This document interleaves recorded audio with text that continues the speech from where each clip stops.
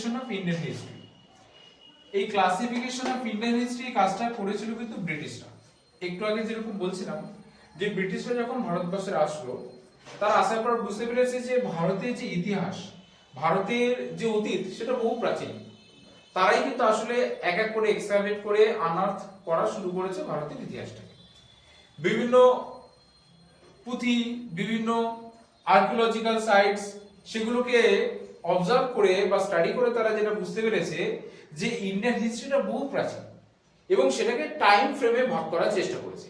খুব ইন্টারেস্টিং বিষয়, এই টাইম ফ্রেমে ভাগ করার পেছনে তাদের উদ্দেশ্য কিন্তু ছিল অন্যরকম। তাদের উদ্দেশ্য ছিল এটা, তারা বুঝতে পেরেছিল যে ইন্ডিয়ান হিস্ট্রি কিন্তু অ্যানশিয়েন্ট, খুবই প্রাচীন।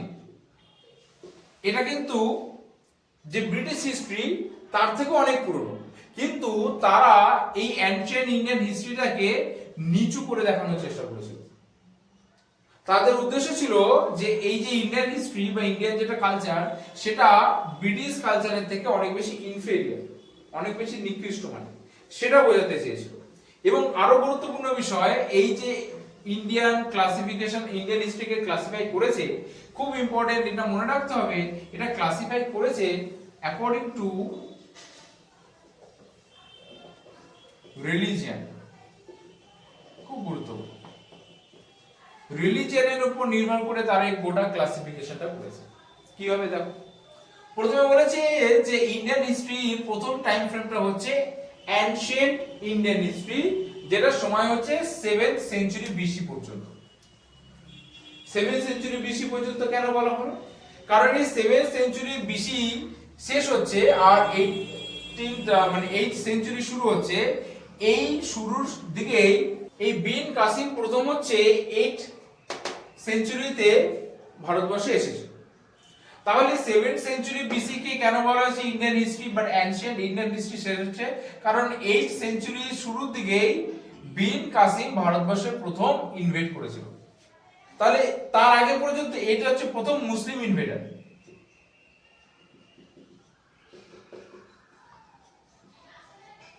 মুসলিম ইনভেডার, তাহলে প্রথম মুসলিম অনুপ্রবেশ করলো 8th সেঞ্চুরিতে। তার আগে পর্যন্ত যা ছিল সেটা কিন্তু ছিল হিন্দুইজম। তার আগে কি ছিল? তার আগে ছিল ভারতবর্ষে হিন্দুইজম। তাহলে এই যে প্রথম অ্যানশিয়েন্ট ইন্ডিয়ান হিস্ট্রি যে ভাগ করেছে, সেটা কার উপরে ভাগ করলো? হিন্দুইজমের উপরে।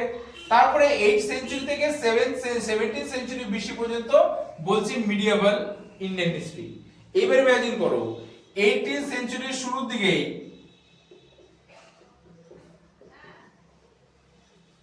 কে মারা যাচ্ছে? অরঙ্গজেব। এই সময়তে মারা যাচ্ছে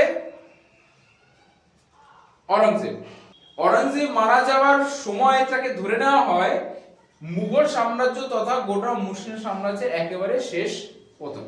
তারপরে যে সমস্ত রাজারা এসেছিল তারা অত বেশি ইম্পর্টেন্ট না, তারা আস্তে আস্তে এমনিই তলিয়ে গেছে, তাদের মধ্যে কেউ অত বেশি গুরুত্বপূর্ণ ছিলই না। এরপর থেকে শুরু হয়ে গেল ব্রিটিশ রাজ।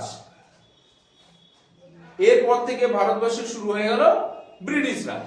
তাহলে এই যে মিডিয়েভাল ইন্ডিয়ান হিস্ট্রি যেটাকে বলছে, সেটাকেও কিন্তু ডিভাইড করেছে মুসলিম রিলিজিয়নের উপর নির্ভর করে। তারপরে ব্রিটিশ রাজ যেটা শুরু হলো, যেটাকে কিনা তারা বলছে মডার্ন ইন্ডিয়ান হিস্ট্রি। এইখানে কি শুরু হচ্ছে? এখানে শুরু হচ্ছে ক্রিশ্চিয়ানিটি বা খ্রিস্টানিজম।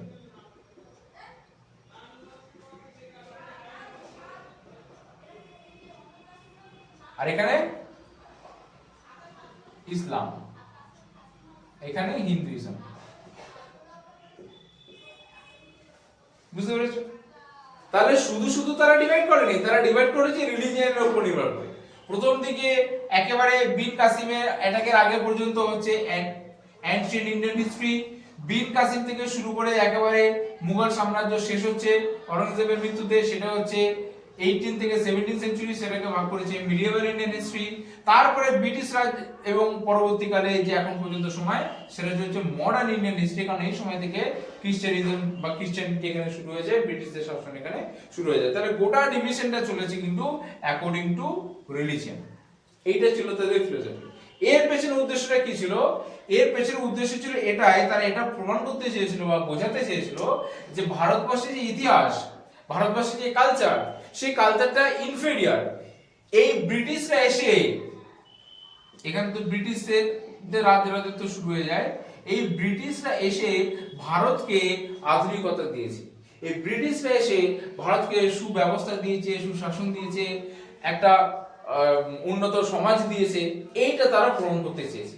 তার পরবর্তীকালে আমরা যখন এটা বুঝতে পারলাম, আমরা এই ফিলোসফিটাকে মানলাম।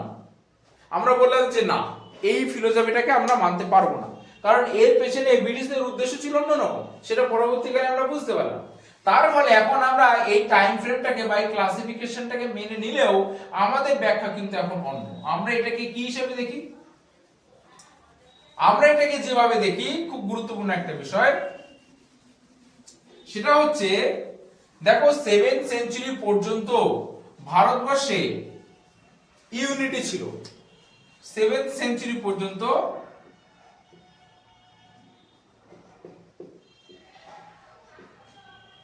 পলিটিক্যাল ইউনিটি ছিল।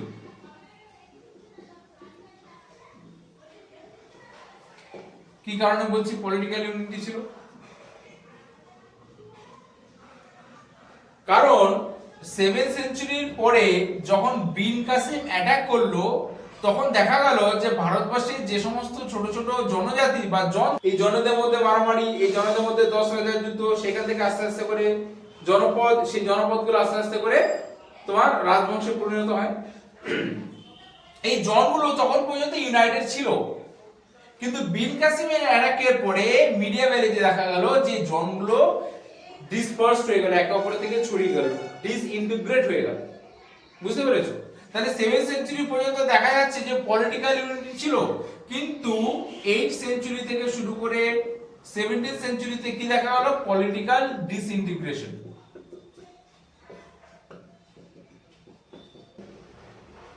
পলিটিক্যাল ডিসইন্টিগ্রেশন শুরু হয়ে গেল।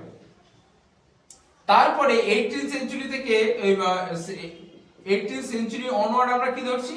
এইখানে আমরা ধরছি প্রথমত দেখো সবথেকে গুরুত্বপূর্ণ বিষয় হচ্ছে প্রাচ্যের যে সমস্ত এডুকেশন কালচার, সেই কালচারটা আমাদের দেশে পরবর্তীকালে এসেছে। তাই এখানে আমরা ধরে নিতে পারি ওয়েস্টার্ন কালচার, এডুকেশন ইত্যাদি ইত্যাদি পরবর্তীকালে এসেছে, সেই হিসেবে আমরা টাইম ফ্রেমটাকে ব্যবহার করছি। তাহলে আমরা আপ টু 7th সেঞ্চুরি পর্যন্ত এসেছি, তখন পর্যন্ত ভারতবর্ষে পলিটিক্যাল ইউনিটি ছিল, বিভিন্ন জনগুলো একসঙ্গে ছিল, কিন্তু তারপরে যখন বিন কাসিম ইনভেশনের পরবর্তীকালে দেখা গেল পলিটিক্যাল ডিসইন্টিগ্রেশন শুরু হয়ে গেল, এবং 18th সেঞ্চুরি পরে দেখা গেল যে ওয়েস্টার্ন কালচার আমাদের দেশে বা এডুকেশন আমাদের দেশে আসতে লাগলো। ওই যে ব্রিটিশদের যে ফিলোসফি ছিল, যে ফিলোসফিতে ইন্ডিয়ান কালচারকে বিলিটিল করা হচ্ছিল, নিজেদেরকে বড় দেখানোর চেষ্টা হচ্ছিল, সেটাকে এখন আমরা অগ্রাহ্য করছি, সেটাকে আমরা ছেড়ে দিয়ে আমরা এইভাবে এখন এটাকে ক্লাসিফাই করার চেষ্টা করছি।